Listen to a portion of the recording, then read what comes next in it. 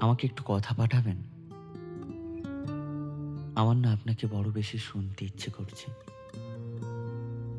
ভালোবাসি পাঠাতে হবে না।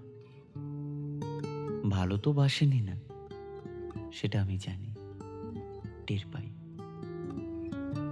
ভালো যে বাসেন না, সেটাই বলে পাঠান। আমাকে অপছন্দ আপনার, অন্তত এইটুকু বলে পাঠান। তবু একটু কথা পাঠান প্লিজ।